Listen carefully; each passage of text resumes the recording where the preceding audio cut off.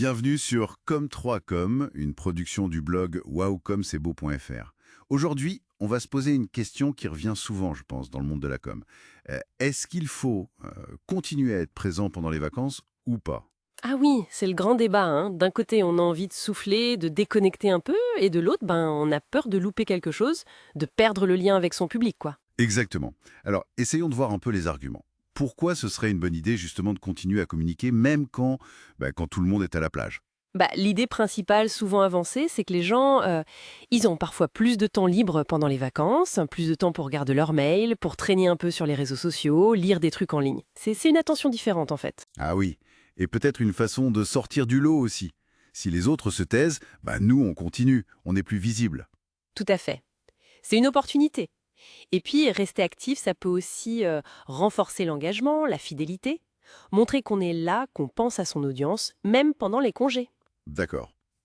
Mais alors, si on décide de le faire, de communiquer, comment on s'y prend pour pas que ça tombe à plat? J'imagine que le ton doit être différent, non? Absolument. La clé, je crois, c'est l'anticipation.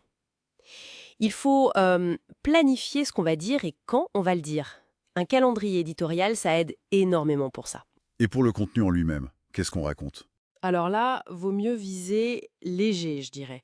Quelque chose de divertissant ou d'informatif, mais pas trop dense, quoi. Faut que ça colle un peu à l'esprit des vacances, des formats plutôt courts, peut-être un peu plus ludiques.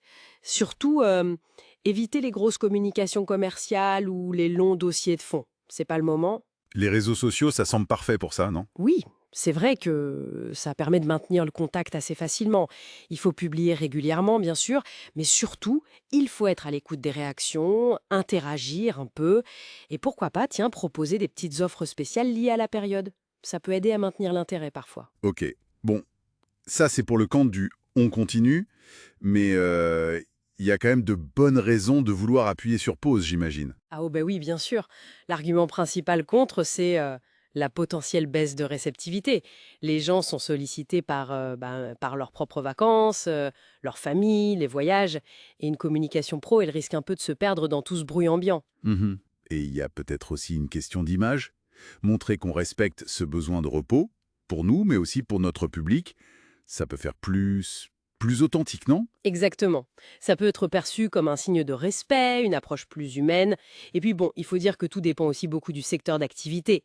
Pour le tourisme ou l'événementiel, par exemple, les vacances, c'est une période hyper active. Donc communiquer, c'est logique, c'est même nécessaire.